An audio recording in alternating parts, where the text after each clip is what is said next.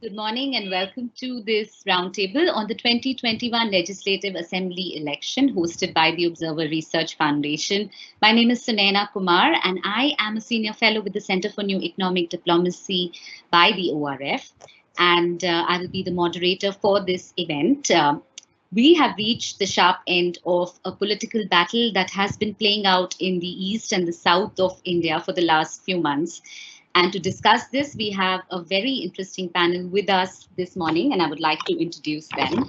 We have Liz Mathew, who's a journalist with the Indian Express, where she covers the BJP. She's been a journalist for over 20 years, and she has extensively covered Lok Sabha elections and assembly elections across the country. We have Rahul Verma, who is a fellow with the Center for Policy Research. He's a columnist and author, and his research interests include voting behavior, party politics, political violence, and media. We also have Niranjan Sahoo, who is a senior fellow with ORF's Governance and Politics Initiative. He is an author of 2 books, and his research interests include democracy, human rights, federalism, and electoral reforms. And we have Ambar Ghosh, who is a research assistant at ORF Kolkata, and his areas of research include democratic institutions in India. And he's recently co-authored a monograph on the Bengal elections, which the ORF has just published. A warm welcome to our panel. Thank you for joining us this morning.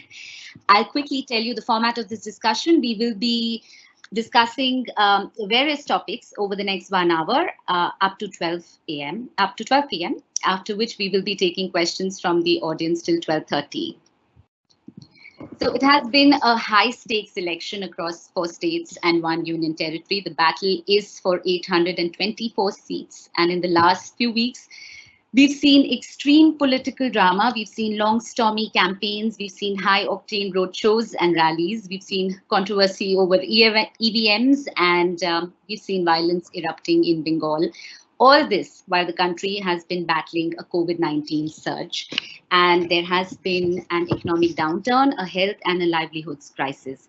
So there is a lot to unpack in this discussion, and I would like to jump straight in. And Liz, I would like to ask you to talk a little about the southern states, where there is a feeling almost of history being made. Kerala has seen an edge of the seat battle where there is a chance of a 4 decades old trend being reversed if the LDF comes back to power. And Tamil Nadu, of course, is seeing the first election after Jayalalitha and Karunanidhi. So we have new political leaders rising there. What do you think will be the game changer in each of these states? I mean, this is the first time I just came back from my travel in Kerala. This is the first time I've been covering Kerala elections since 2006 continuously, 6, 11 and 16 and now 2021.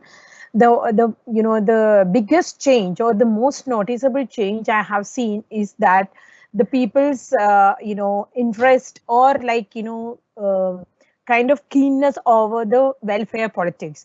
Kerala's, in the past, Kerala was not a welfare, it's not a freebie political, no party would go into freebie politics before election in the past. But this time because of COVID, but whereas in Tamil Nadu, we have seen that, over the years, both Jayalalitha and even Karunanidhi had introduced this welfare politics, free rice, free, other stuff, the household materials, etc. But, this time, because of COVID and before that COVID, Kerala had faced that, the, 2 flood crisis, the calamity. So both times, the government, the LDF, the CPIM-led LDF government had introduced kind of freebies. They introduced free kits. So it was, in the charter, I have seen that free kit was one of the most talked about thing in the state campaign. It has another reason because LDF is usually very talkative, very vocal in the election campaign. And if you talk to people, mostly the left lenient people are more keen to talk to journalists, or even whoever is interested in. The UDF voters are, the Congress-led UDF voters are usually silent voters. That could be one reason. But across party lines, across caste, class lines, I have seen, the free kit was a point of discussion. That is one new thing which I have seen. In Tamil Nadu, I think, earlier, 2 months back, if you ask me, I would definitely say from over, whatever I have learned from my colleagues and over the journalist friends and even politicians, we would say that DMK would definitely win. But what we have seen the last 2-3 weeks, there is I mean last 1 month, I would say, there is all of a sudden there's a talk about Edapadi being a very good chief minister, and he's very popular. Again, his management of the crisis period had helped him to get a kind of very good image. But what is actually pushing him, or pulling him back, is his relation or the party's connection with the BJP.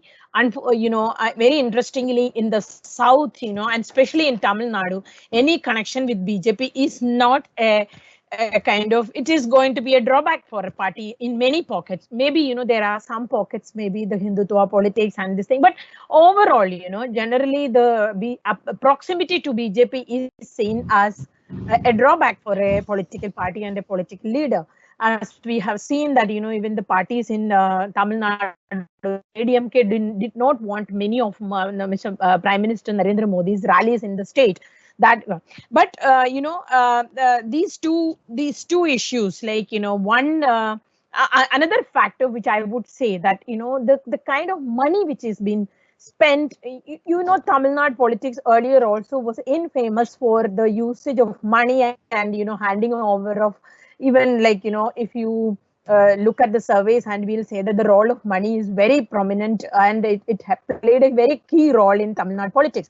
But in Kerala also, I have seen, sometimes you will feel like that India shining moment, because the first 2 weeks after the elections were announced, the UDF was not at all visible on the road because they didn't have money, but the LDF, CPM, the ruling party, had money. So very ostentatious use of money power was very visible at the ground and in the campaign. So that also, I think, had helped in a way to show the surveys as a clear edge, or a very kind of way for Pinarayi Vijayan-led government, which I think has changed, in the last 1.5 weeks, where when the UDF picked up the campaign, especially in the Muslim pocket area, pockets all of a sudden, and Rahul Gandhi's campaign, unlike in the other states, the Gandhi's campaign has its effect in the state effect, at least, in the visibility and in the way you people talk, the chatter. All of a sudden, the Congress and the LDF and the UDF became, it has become a tight fight. And Puducherry, obviously, that, because of the anti-incumbency factor, the ruling party is behind. But again, the confusion in the relationship between the BJP and this, the Radhakrishnan's this party,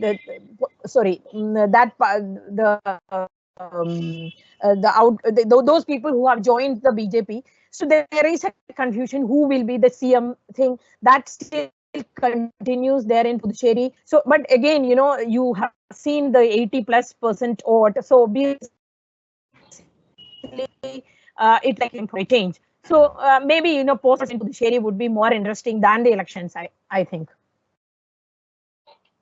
Thank you, Liz. And I think there's a lot that you've mentioned that we will need to get back to.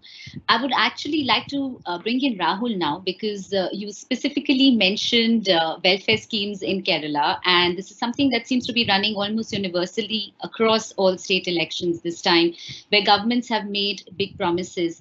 During a very cynical election cycle, we do realize at a time like this, when we're dealing with the pandemic, that we need good governance, we need development. Rahul, do you think that the promises made by parties on welfare schemes and freebies, there's almost been, it's been very competitive from free laptops being promised to cable connections to cash transfers for women and social pension schemes. How important do you think they will be? And do you think that the parties that are elected will have to deliver on those? Sure. I think Liz is absolutely right.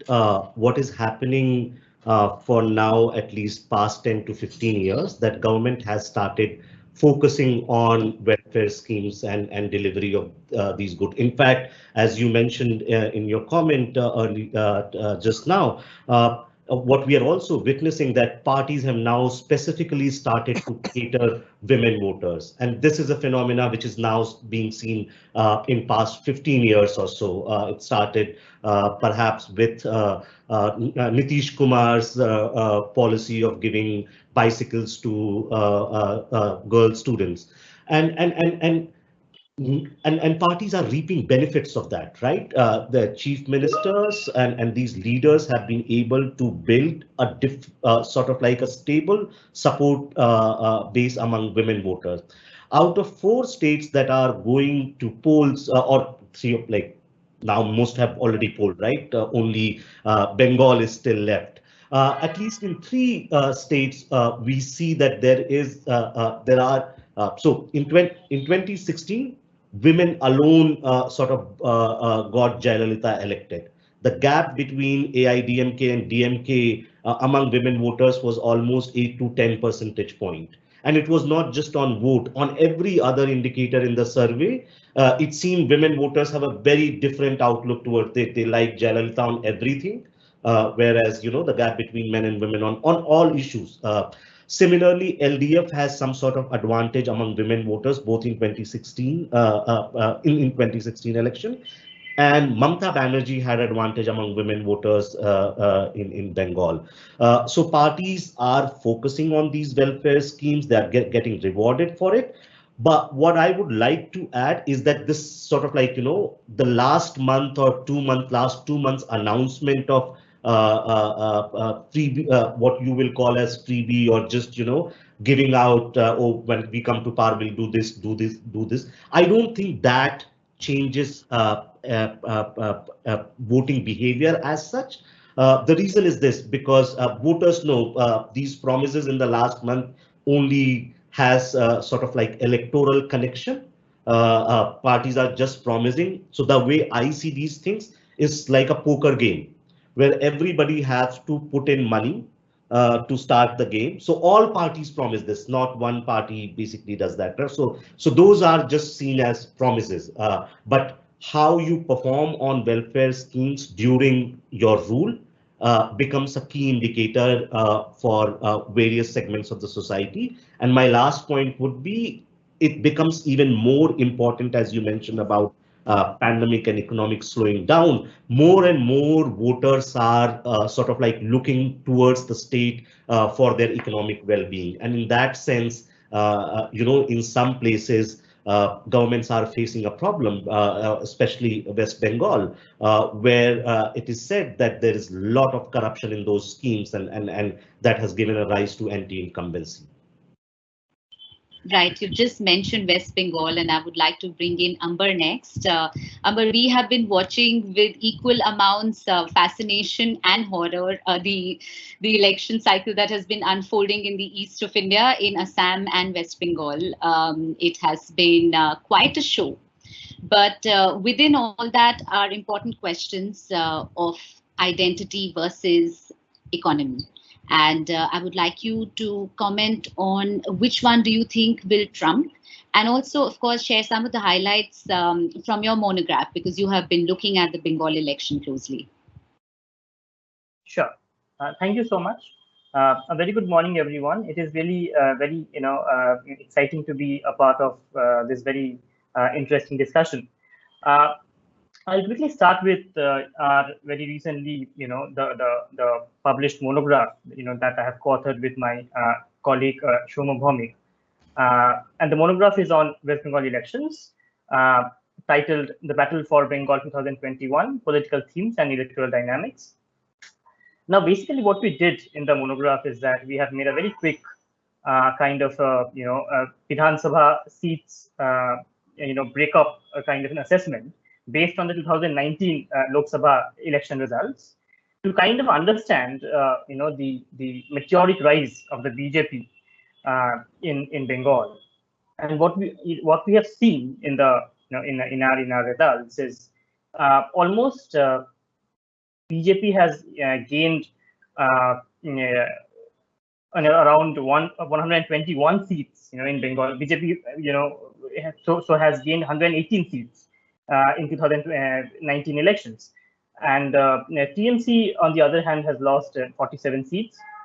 But overall, TMC continues to, even if you look at the 2019 poll breakup, then also TMC, continues to lead in 164 seats in Bengal, while BJP giving a very, very tough fight,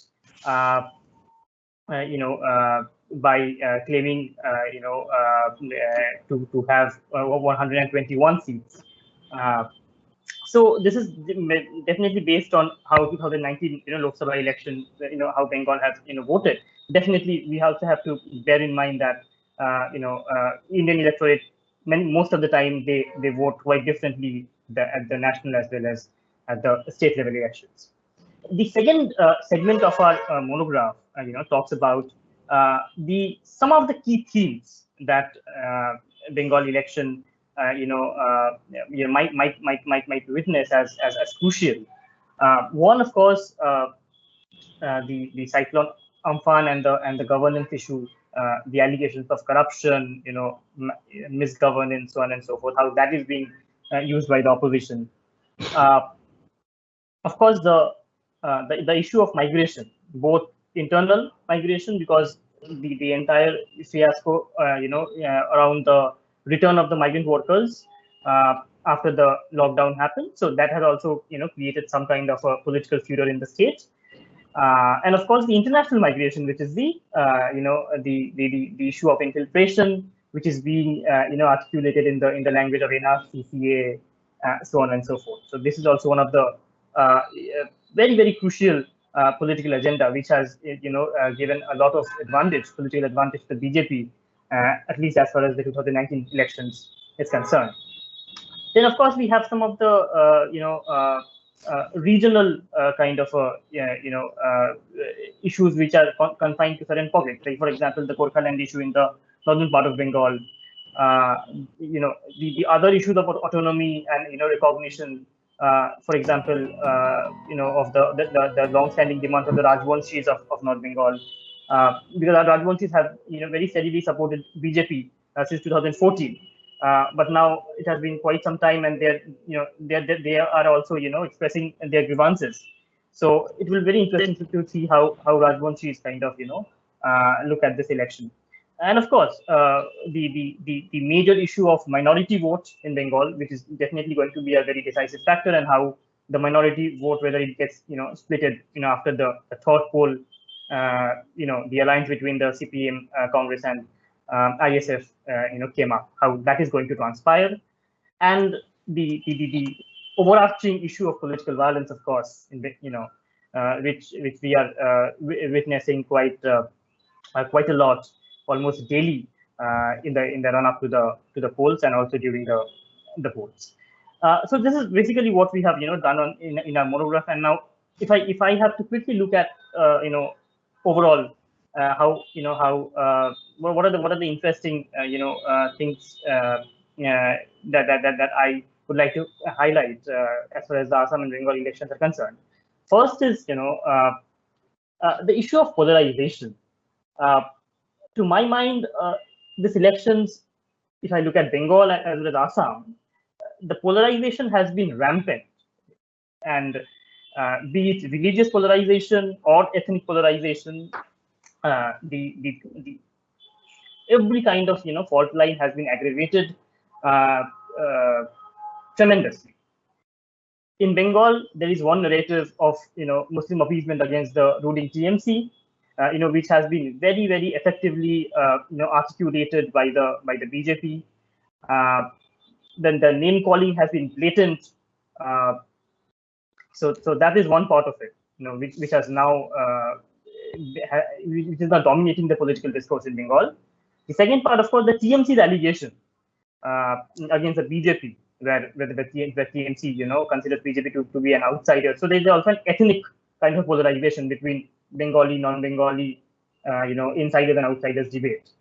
So polarization has been one of the most overarching kind of political rhetoric which is dominating the elections in Bengal. And then similarly in Assam, if you look at the Assam elections and also the ruling alliance and the Mahajot, which is the Congress, UDF, and the Bodolands parties, alliance. So even they have been called as a civilizational threat to the indigenous community of Assam. So the kind of polarization that has happened is kind of rampant. Second point which I would like to touch upon quickly is of course which already has been mentioned, is about the welfare populism, politics of dole giving, TV politics, the developmental narrative basically. So this is something which the TMC government kind of emulating the South Indian, what Jayalalitha Tokaran and he has done in Tamil Nadu, emulating that model. Mamata Banerjee quite effectively used, in order to galvanize political support.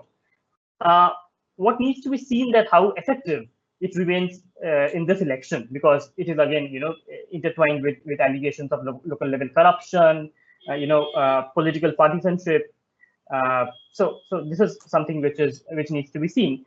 One interesting aspect which some of the ground reports suggest regarding the welfare policies is that how the politics of redistribution is being enmeshed with politics of recognition, where there are certain reports which was suggesting that certain lower sections of Hindus have said that they have received the welfare scheme from the TMC government, but they are also apprehensive about the fact that maybe the Muslim population is getting even more from the TMC government, as they perceive TMC government to be more tilted towards the minorities. So there is also a sense of relative deprivation as far as the welfare population is concerned, which is being mediated by the politics of identity, religion, etc.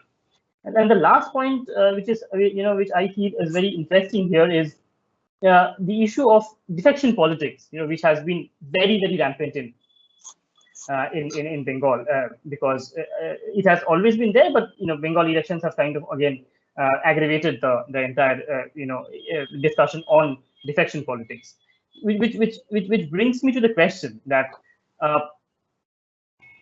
this kind of defection politics, which which tilted the entire political game, to a large extent, in the advantage of the BJP, that many prominent Trinamool leaders went to the BJP. So now what I find very interesting is how BJP is going to manage its own internal factionalism in Bengal. We have also seen a bit in Assam, where there is some kind of a schism between the sitting chief minister and Hemant Biswa Sharma. So this new BJP and the old BJP, how BJP, because BJP has till now managed it very well, being a very organized party, but how this is going to be managed, and how it is going to affect the party system of the BJP is also something which I will be looking with a lot of interest. That's all. Okay, thanks for pointing out all of those contradictions that have been playing out while the election is on. Bengal, in fact, is the one state that has been most closely tied with the whole idea of the national narrative being affected by what happens in the states. This is something that I would actually like to ask Niranjan, that for the last few years there has been a charge against the BJP that they go into states and regions and almost end up corroding local issues and concerns with the election formula that they apply. So according to you, if we look at each of these, the four major states, what could be the implications at a national level of the outcomes of this election? Thank you, Sunaina, and thanks, Rahul and Liz, Ambar, for joining this interesting conversations. I think I broadly look at from the national implications point of view. I mean, this particular election, what Liz said, and what Rahul and Ambar have also backed up, is going to have I think a number of implications for both regional as well as national politics. In a sense, if I look at as a student of federal politics, I actually see it in a sense there are at least two kind of implications which are clearly visible. One is if both Mamata Banerjee and then is able to retain and and win against the kind of onslaught BJP has launched, and then if the DMK is able to win, and left front if is able to win Kerala, which breaking a kind of long tradition of sort of 5 years for left and 5 years for Congress, then I think this would have an impact in terms of what we are looking at the realignment of regional politics, because BJP's rise has been unprecedented, and especially at the national level. State level, I would say, despite numbers, it is still weak in many. It is not so solid actually. Still, many regional leaders actually have able to dominate in their own spheres. But these elections, if the regional forces, especially the TMC, DMK and the left, if they manage to win, I think it will have a sort of effect in terms of realignment in the national politics, especially what we are going to face next year when the UP election comes. Probably you'll see a kind of a realignment and sort of unity among the opposition in a way to fight actually along with Samajwadi Party or BSP. So that's one takeaway. And second takeaway, I think is about if BJP wins West Bengal and is able to retain Assam, and then it makes a sort of a kind of dent in let's say in Kerala by forcing it's making it a kind of triangular kind of contest, and if its allies alliance partner AIDMK is able to retain Tamil Nadu, and in Puducherry BJP and sort of AIDMK look actually to be in a much better position. So I think this will have a national consequences in terms of federal politics, in terms of the BJP's majoritarian band of politics, especially the kind of polarization politics it has played. Because West Bengal case, if you look at clearly, it has tried to overcome its organizational deficiency and many other by using religion card very brazenly. If you look at Nandigram, it has gone all out actually. So it is basically applying in some sense the UP kind of polarization tactics of rising above the caste and regional identities, which are very strong, especially in Bengal. If you look at the history, Bengal for 30 years of more than 30 years of left and then TMC, if you just remove Congress, I think majority of the time actually regional parties have dominated in a sense. So that actually will be a sort of a departure, and so this is where I think it will have a national, I think, sort of reverberation, and 2024 elections will be a different ballgame altogether. So I think this, in many ways, this assembly election of 4 state and 1 union territory has a major implication for the national politics and federalism, especially the kind of band of politics that we are witnessing, polarization and all that. Thanks. Right. If anybody agrees or disagrees with Niranjan, please jump in. But I do have a question for both Liz and Rahul, actually, because to follow up on what Niranjan has just said, which is the national level implications. I know that both of you keenly follow the two national parties as well, and people are looking, especially at the election in Kerala and the repercussions on Congress and the internal rebellion that it is facing. So if we look at repercussions for both BJP and Congress, what could those be? Liz, you could go first.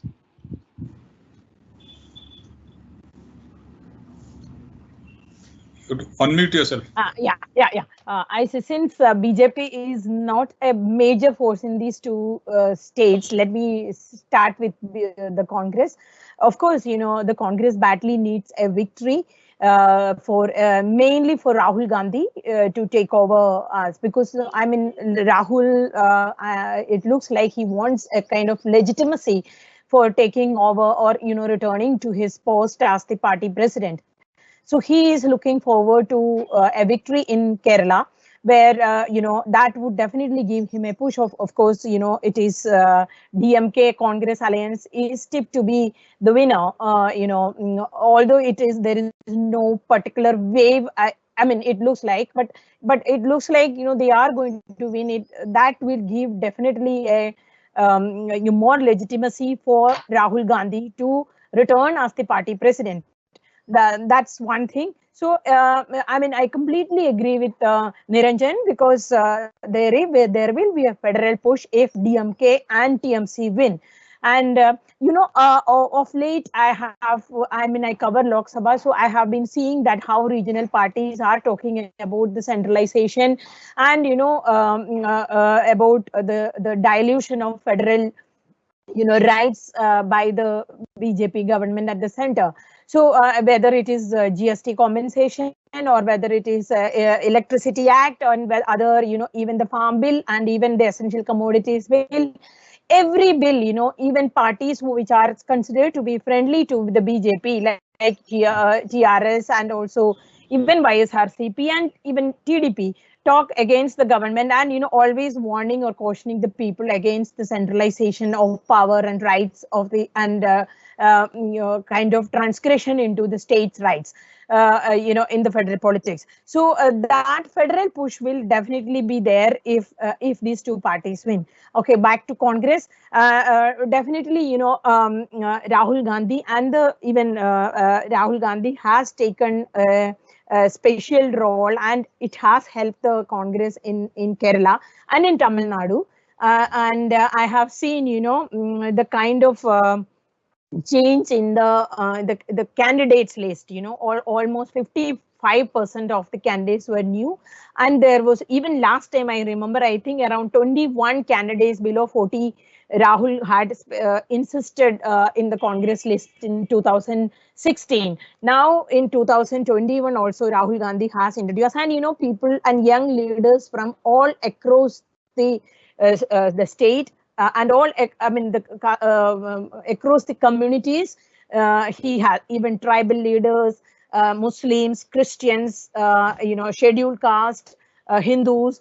Rahul has taken a lead in, kind of instilling a young energy, the youth, into the candidates list this time.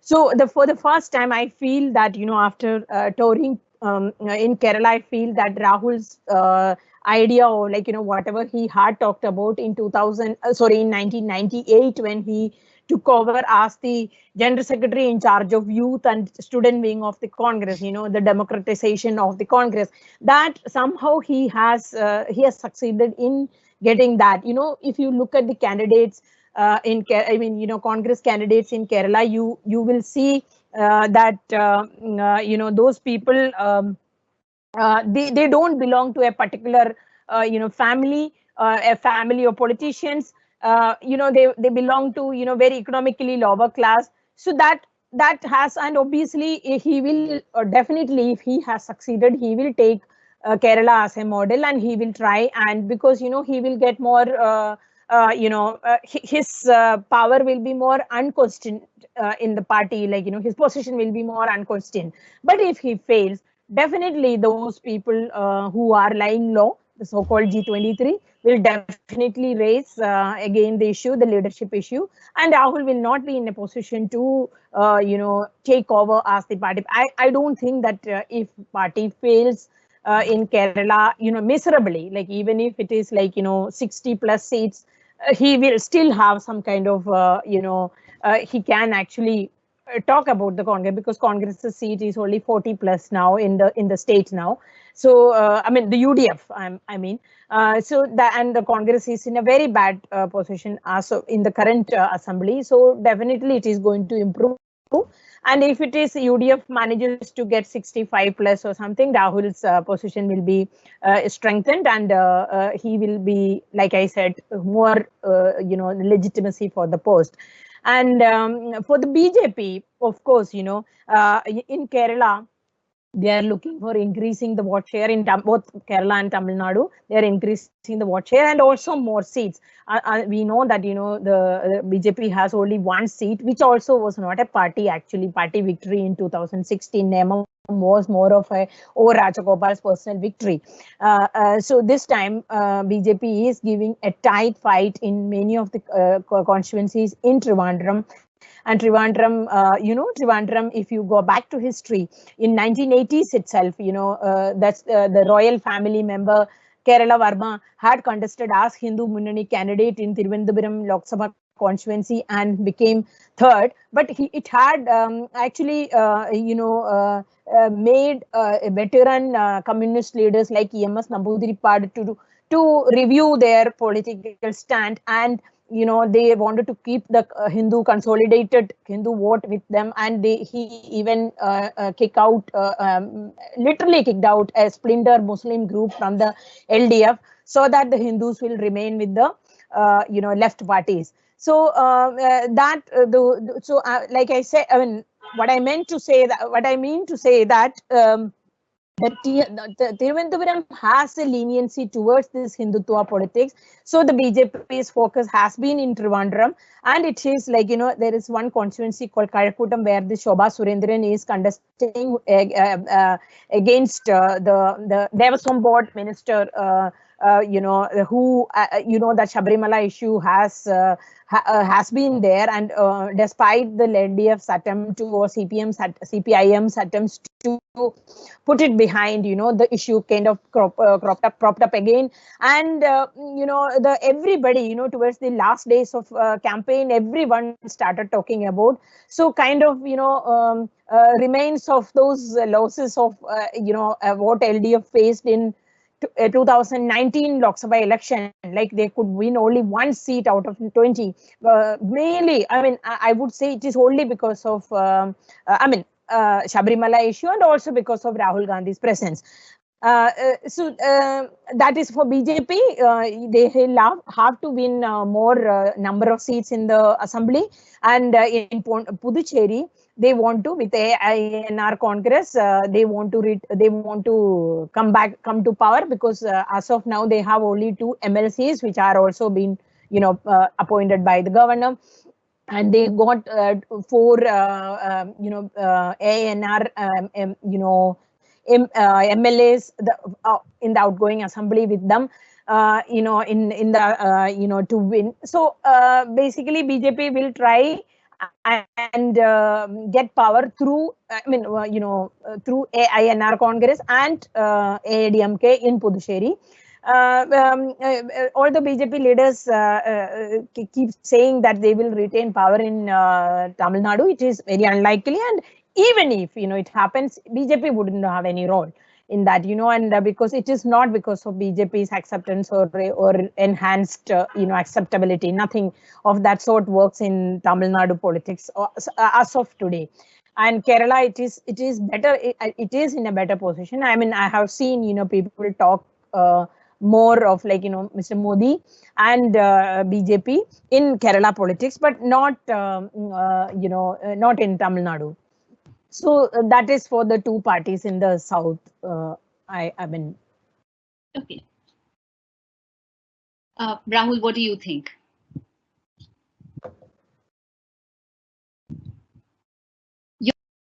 You're on mute. we are in a very if and but scenario, a very hypothetical scenario. Of course, all elections have some sort of implications. It depends on how you see them. So yes, if BJP retains Assam and wins Bengal, then you are looking at a very different world from today. If Congress couldn't manage to come back in Assam and fails to fails to come back in Kerala, then you know in which world Congress is going to be. They have already lost Puducherry even before the election started. The third one is if LDF somehow finds it difficult to, the consensus is LDF is coming back in Kerala, but if it doesn't, then where is left going? They are out of Tripura, out of Bengal, and out of Kerala. So, basically, so different permutation combinations are going to change electoral landscape for many, many years to come. Even if BJP doesn't win Bengal, and if they cross 125 mark, the eastern seaboard of India will change. Those are the states where BJP has just started making gains in 2019. The ripple effect of Bengal is going to be felt in Odisha, is going to be felt in Telangana. Yes, in Tamil Nadu, if you look from BJP's game point, DMK wins, good for BJP. Because that will lead, if AIDMK is out of power, you don't know whether there are going to be fragmentations, and BJP uses its sort of like, woo some of AIDMK voter leaders and starts becoming a party in the state. Similarly, it doesn't matter who wins in Kerala for BJP. Of course, it matters, but in a very different way. I think like in Kerala, what BJP, it wins 1 seat, 2 seats, 5 seats, it doesn't matter.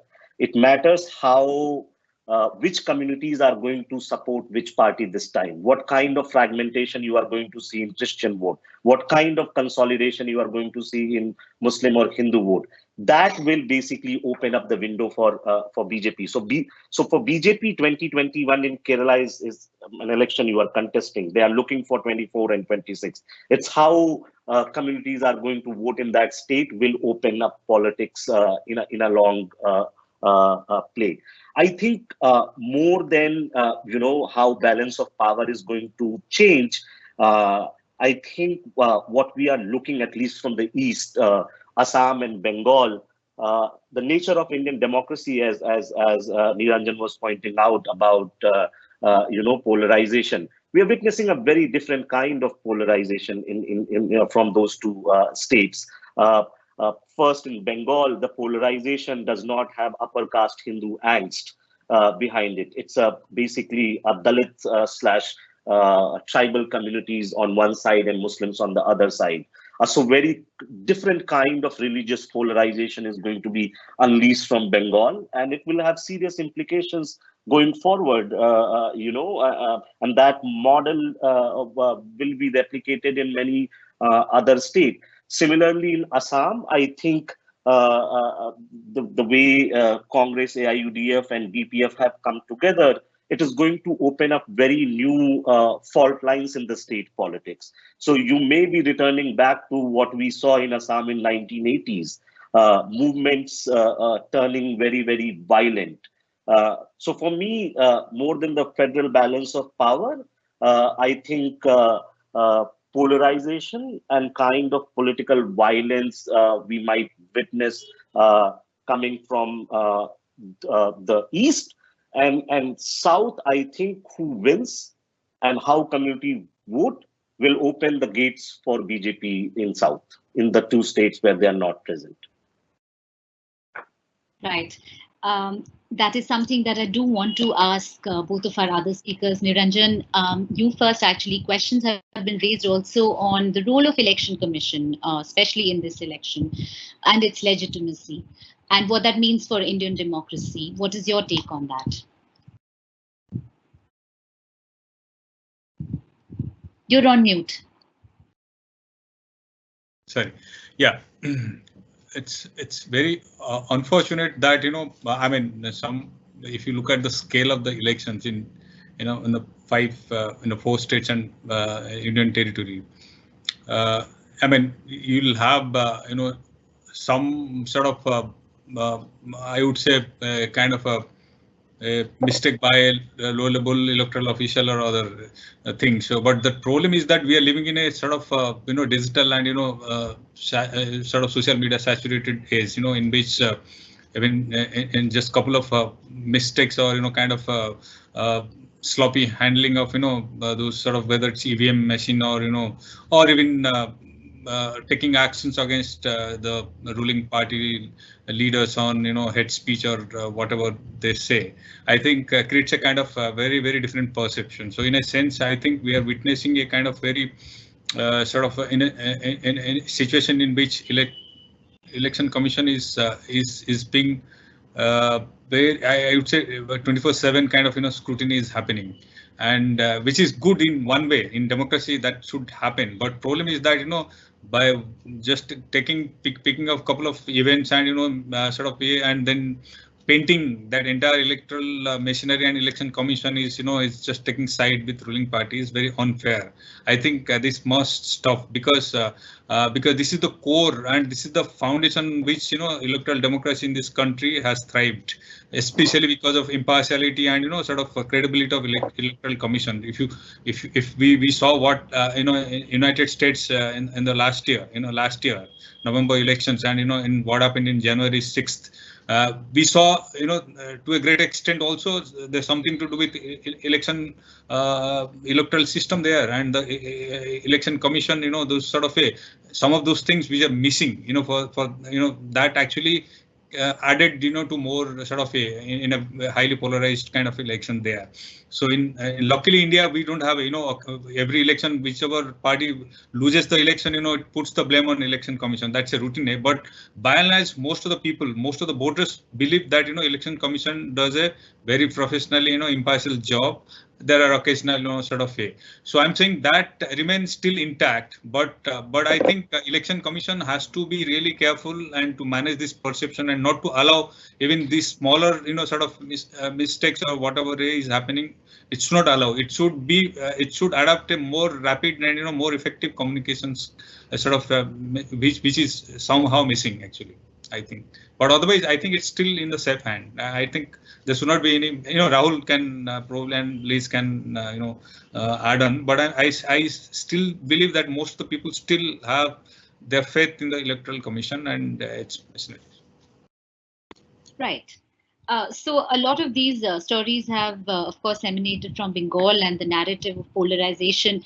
But Ambar, would you say that the concerns of first-time voters in Bengal and Assam, where especially after the pandemic, there is a crisis of jobs, of livelihood, have those been addressed? Which party has been doing that? Before I hand over to you, I have a quick announcement to make. We have 8 more minutes or so for this discussion, which we will, of course, be continuing till 12:30, but we will be taking questions from the audience. So if anyone has any questions, please send those along.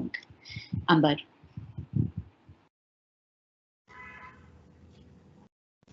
Thank you. Yeah. So, yeah, definitely in Bengal as well as in Assam, we can see that there is very sizable section of new voters.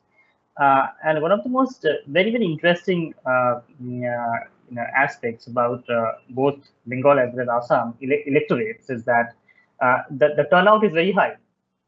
And in Bengal, despite the fact that political violence, it perpetually mars the political landscape, but it doesn't deter the voters from coming out and voting.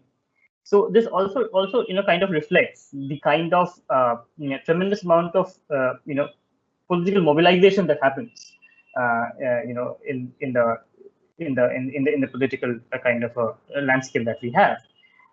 Regarding the kind of agenda of the first time voters, the kind of concerns with how it is being addressed, I think definitely the entire narrative of dole giving, narrative of welfare populism, whatever term we might use to define it, definitely Trinamool Congress starts, Mamata Banerjee's slew of schemes, for facilitating education of girl child, kind of funds for the unemployed youth, so on and so forth. It goes on, and now she's also promising a credit card facility for for the students to continue their higher education. So these things have definitely been there as one of the most more dominant narratives in the Bengal elections, and BJP definitely has seen the TMC manifesto, and they have just kind of increased the kind of doles which have been promised by TMC, just increase the quantum of it. So definitely the entire welfare politics, or at least the rhetoric of welfare politics, is definitely has been there in Bengal and also Assam, definitely. But in Assam also, the kind of welfare projects and the welfare schemes, especially the tea garden workers, so these kind of schemes have also been very much discussed during the elections. But what happened, at least in Bengal, I can say with a lot more confidence, that in the initial period of the campaign, the issues of welfare, politics, no matter how populist they are, was still dominating the narrative. But as we saw that the elections was coming closer, the narrative of welfare, development, whatever we term it, was overshadowed by rampant polarization. Which Mr. Verma also talked about, Dr. Sahoo mentioned, rampant polarization, which became the kind of modus operandi of the political campaign. So definitely, development narrative has been there, but got overshadowed. That's right. So, of course, we've been focusing our discussion on the 4 big states, but interestingly, the Union Territory has also been seeing at a micro level what has been going on at a macro level across all 4 states. Puducherry, there has been a fall of government. There have been political machinations. Liz, I want to ask you, even though it's 30 seats and it's a union territory, somehow a lot seems to be at stake even there. Why do you think that is? Obviously for BJP, you know, it was when they pulled down the government, obviously it had a role. I mean, when I was talking to leaders, you know, why? Because it's only a few days left for the announcement of election. Their main thing was we just wanted to embarrass the Congress and wanted to add to the, the national narrative we have been creating, that the Congress is not in a position to even hold on to power in even a smaller state. That was the thing, and also that so-called Congress Mukt Bharat slogan they have been holding on to. This was, but obviously, you know, for BJP, you know, the southern states are still remaining, you know, it's like very distant for them, and BJP has had prepared a South mission, you know, a blueprint for South mission. Actually, post 2014, after they came to power. And even actually along with their eastern, coastal Coromandel, states, that is what they used to call it. But, you know, it didn't work. Even in Telangana, how they could, be a power in the local body elections, it is because of the Congress's failure. So BJP has realized that only a failed Congress in the state where the Congress is has its own networking and the ground, support. Only by failing the Congress, it will be in a position to, come up or widen its network. Widen its spread in the state. So that is why, in Puducherry, they are now looking at barring Karnataka, as we know that, even in Telangana, only if the Congress is emerging as a main opposition, obviously there will be a fight between the Congress and the BJP then. Because of the weakening of the Congress, the BJP could come there. So in Tamil Nadu, the Congress is not a force, and the two major, and even now, even in Tamil Nadu, almost 75 to 80% of the vote is shared by both AIDMK and DMK. Other parties are very smaller players in the state. So BJP is trying to get like what they did in the Northeast, the smaller state, and trying to get power in the smaller state and add to the the number of states in its kitty, one, and also to create a perception that the party is a BJP is a party which is in power across the state. It is a national party. Even like Amit Shah once said that unless I wouldn't say that BJP is at its peak unless BJP gains power in Kerala.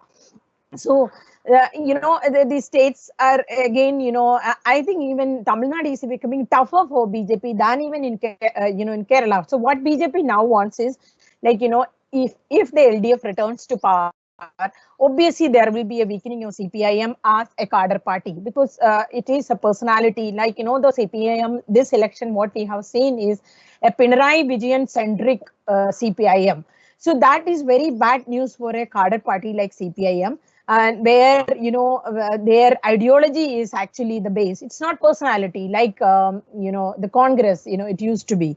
It will definitely weaken the CPIM as a cadre party if it is returning to power, because the others will be miffed and upset, and there will be a lot of internal issues, and obviously Congress also that they have seen. But I find that it will, if the LDF, this is my personal view, like if the LDF is returning to power, it will be even worse news for CPIM than the Congress, because Congress, like I said, still has a very strong second rung leadership. If you ask anybody in the state to name 10 young CPM leaders, nobody would be like, it will not be young leaders. I mean, other than Pinarayi Vijayan and the others who are already now in power and who already is now on a phasing out process.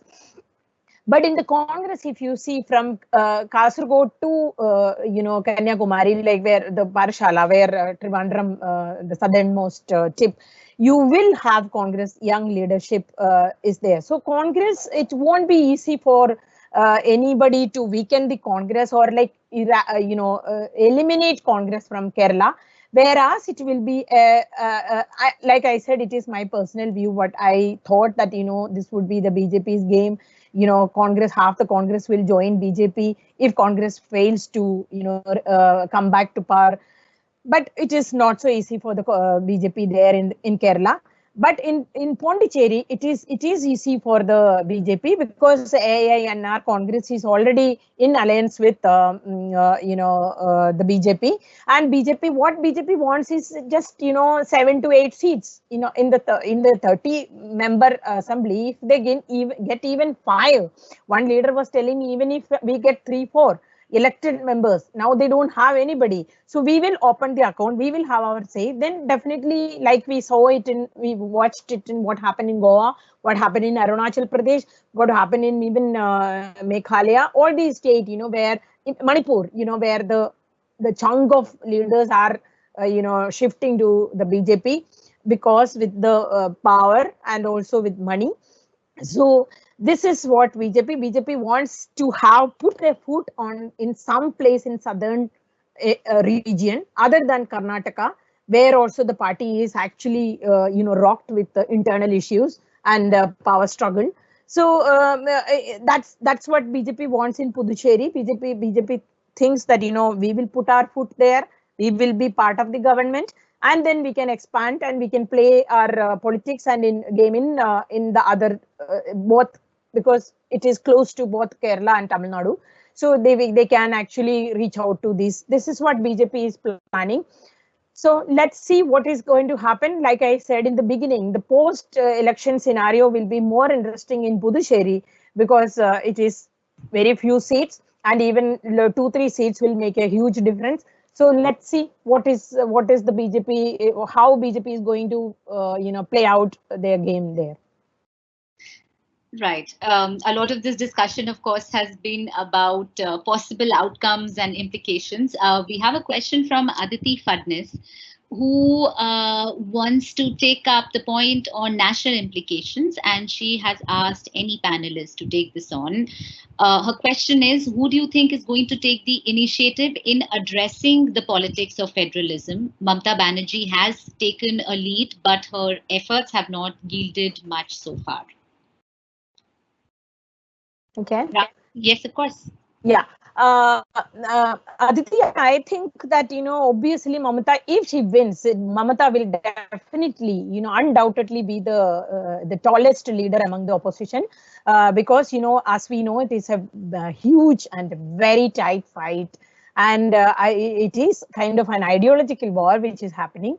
So definitely Mamata will be the tallest leader, and a victory will definitely give, strengthen Mamata's hand, and more regional parties will definitely be in a position like DMK. Even if Stalin doesn't have any national ambitions, so it will definitely Mamata, and she has shown her interest in the past, and also she has that even the what do you call it, a kind of networking, to do that.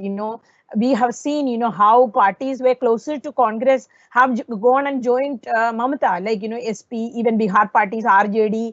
They have already shown the interest, they have already shown who are they going to be with post-election scenario, because RJD is with Mamata there, and Akhilesh is with Mamata. So the regional number of regional parties, they have kind of given up hope on the Congress, and they are trying to, they have already shown interest in rally around Mamata. So a victory will definitely make her stronger as a federal leader, to take up, the federal cause. Right. Niranjan, do you have something to say to that? Yeah, in fact, it's a very interesting question. While speaking, I wanted to flag this up, but somehow I missed out. So, but the question has come. I think I agree. I mean, if a lot of actually a lot depends upon the outcome of this state election, especially Tamil Nadu and particularly Bengal. If Mamata Banerjee retains, I think obviously what Liz said, she could be a natural choice, and she probably has already written to many regional leaders and including the Congress president about forming a kind of sort of opposition unity and taking on BJP kind of brand of politics it is actually now doing. But I think if you look in terms of practical point of view and in terms of what we have seen in the past, I think Mamata Banerjee is not in a kind of person who can really get many of these sort of regional leader together and lead. At best, he's a kind of leader probably who confines to Bengal and sort of maybe with a couple of regional leaders he actually goes well. See, if you look at her equation with even Congress and many other even she won't gel well with also left. So I think in that sense, if you look at, I think the best person probably would be Sharad Pawar. I think he's probably one person who has that sort of I would say latitude and kind of a who can reach out to almost every regional leaders, and of course he has a very strong equation with the Congress president Sonia Gandhi, and he commands kind of respect. I think he probably could be a dark horse, and he probably could be a person if hopefully his health actually permits and he's in good health. I think he could be a person who can be sort of can rally together. But all that I think to a great extent depends upon the outcome of this state elections. That's right.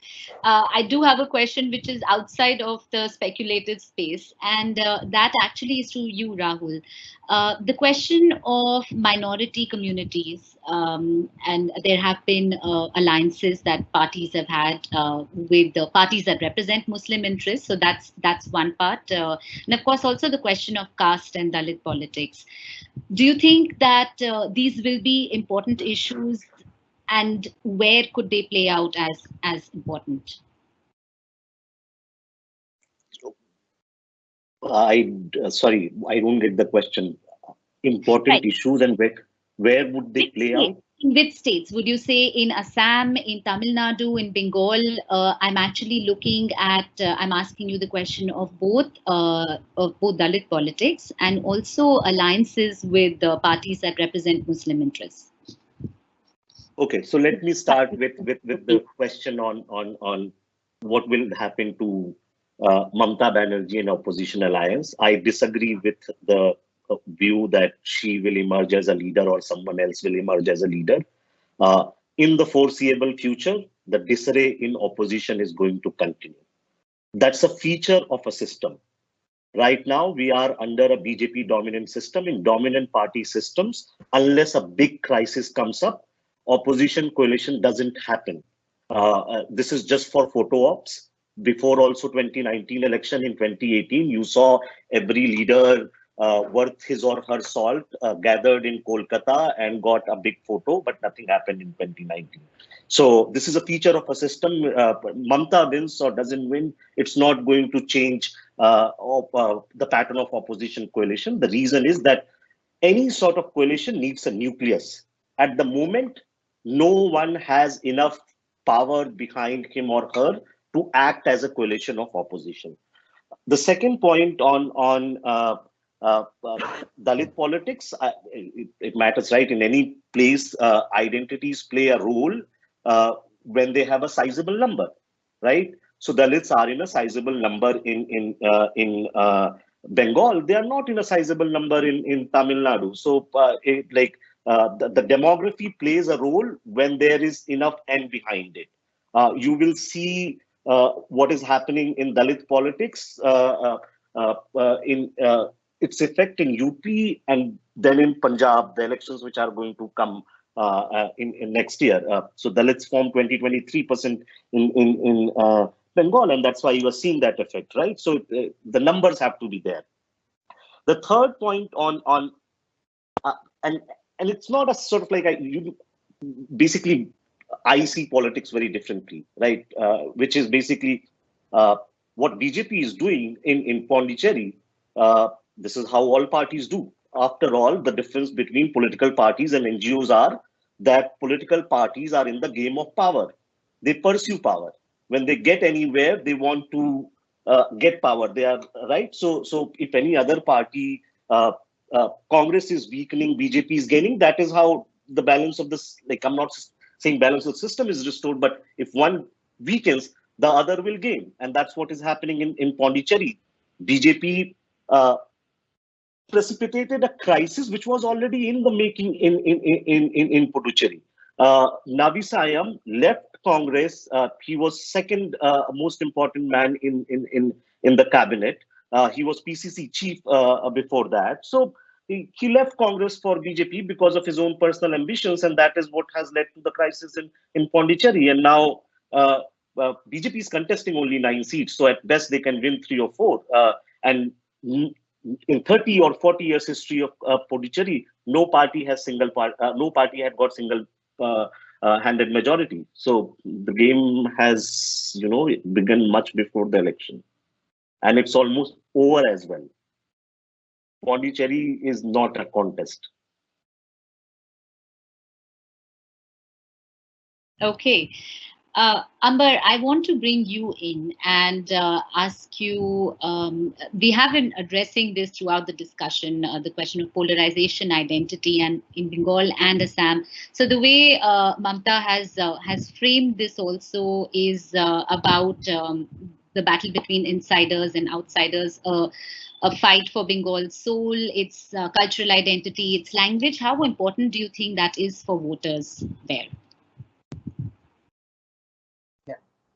Thank you. Yeah, regarding the issue of regional identity, regional or maybe almost chauvinism, sometimes. So this has been one of the definitely a defining kind of a political narrative, which is pushed by the TMC, which kind of we have seen. What she tried to do, Mamata Banerjee, is that kind of creating that narrative about outsider versus the Bengali. But again, she was also very cautious about this, using this Bengali card, because that upsets the non-Bengali speaking population within the state. So she was very careful in defining the outsider tag.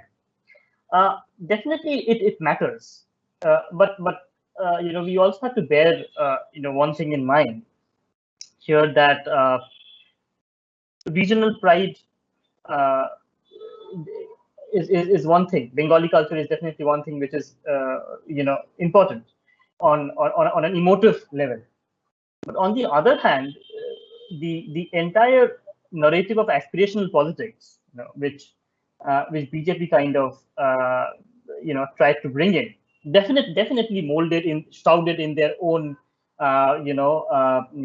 formula of subaltern Hindutva.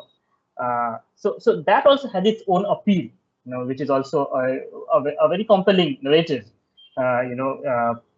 in its own right, because on one hand we have these allegations of local level corruption in Bengal, and also to some extent grievances at the local level regarding many welfare schemes, so on and so forth.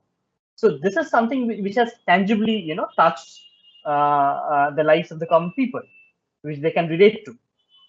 On the other hand, the BJP's narrative of aspirational politics, no matter it also might be a kind of might be a kind of a kind of assurance which is not very genuine, but still it gives a feeling that there is some alternative which looks very attractive for the aspirational class, and definitely along with the appeal of Hindutva. So what we need to see in this election is definitely, on one hand, how the regional pride being pushed by the TMC wards alongside the BJP's push for aspirational politics shrouded in subaltern Hindutva. But definitely the aspirational politics definitely looms large on both sides. Both TMC, because TMC has also been talking about jobs, talking about employment, talking about more welfare schemes, so on and so forth. Now what needs to be seen is that which package looks more attractive to the voters. Right. Niranjan, would you want to respond to that? And also the question of that actually the point that Rahul raised about BJP dominant system, which is here to stay for some time. What do you think of that?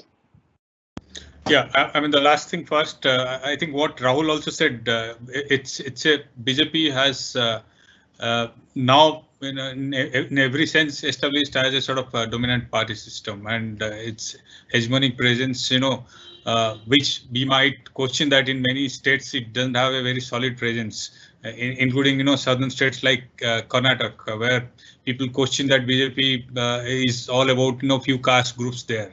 I mean, it doesn't have real kind of presence that you see regional parties have in terms of caste communities and many other religion. So, but national dominance of BJP, if you only, I think parallel is the Congress system. So in that sense, BJP is irrespective, whatever maybe the election outcome, whether BJP doesn't win in Bengal or it loses in Assam, or it doesn't make much headway in even in Kerala. I think its brand of politics and its dominance is something which is going to continue, and for how long none of us can predict. So that's one.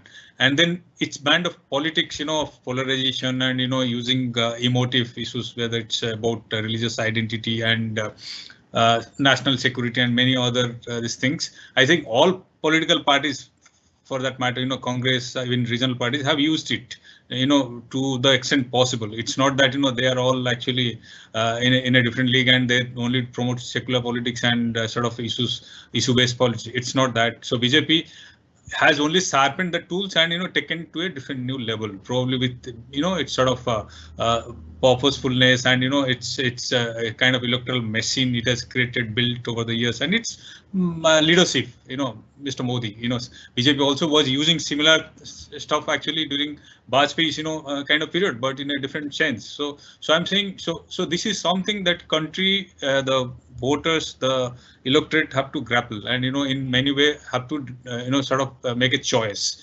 But as we have seen, actually, there is nothing called permanent in politics. In one election or one day, things might actually change, and you might see a different kind of politics. In fact, we have seen this sort of politics which took a sort of turn since the Ram Janmabhoomi days, and it was actually on and off for almost more than 15 16 years, and then suddenly it found a sort of medium, and largely through a leadership. So I'm saying this is not a permanent feature. It is it's a dynamic that in politics will be shaped by so many factors. But on the issue of what especially the subaltern sort of issue that we are witnessing especially in Bengal, I think it's a very interesting facet, and this is something. I think if you look at the way the narrative for many years, especially by the Congress and the secular forces were created, BJP as a sort of party of upper-caste and other things, and it many way like Brahmin Baniya kind of party, that has actually dramatically changed, and we have seen that in Uttar Pradesh, we have seen that in many states, and in Assam, in Bengal now. So I think this has kind of a will have a very interesting implication for national politics in a sense. Hopefully, probably the subaltern, the Dalit, and OBC and many other they will probably get an agency and voice through BJP, and probably many of these things their sort of demands and representation will find a different meaning, hopefully, because in Congress system we have seen their representation of the thing was more like tokenism. It was 30 or 40 years of tokenism that actually ultimately led them to nowhere. Now, as Ambar said, they are getting an alternative, and in that sense, the way regional parties and regional satraps have exercised their power grip actually with iron fist, and have not allowed, if you look at Bengal, for instance, Mamta's, and the way she has promoted her own, sort of nephew. So it shows that, the leadership will remain within that particular family or, sort of a clan. It won't actually really populate to the Dalits or, sort of a. So in that sense, BJP offers a new umbrella. I think it is not the, similar variant of, Congress. Yeah, which was of, I would say, more of a hierarchical and feudal kind of setup, in which it was people are selected or nominated and put in for symbolic reason. In BJP, I think we are experiencing a kind of in a different form of democratization and a different sort of representation system. Probably, hopefully, this will change the politics of this country in a different way for the years to come. Okay, I see that Liz wants to respond. Liz, I'm going to hand over to you. Just a quick point also for you to address, because we've been talking about how BJP is changing politics, and one point that has been raised for Kerala has been the rise of a mass leader, which is a shift from the collective politics that we have been seeing with the popularity of the CM. So do you think that will be also an important factor? Yes, of course, it is an important factor, and also, like when we talk to people, what we have seen, especially among women and youth, they want a decisive leader.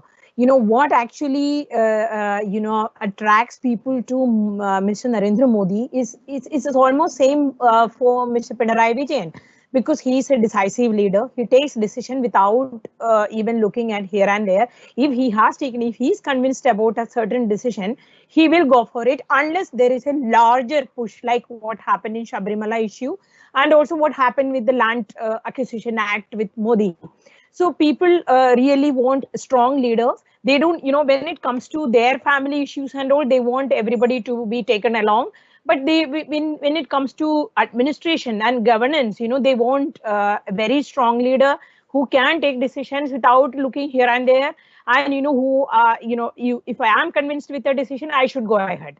So that is that trend is there, especially among women and youth. And as we know that both Modi and Pinarayi Vijayan are very popular among these two sections. Again, coming back to what Rahul said and Niranjan has said, I have seen, and obviously,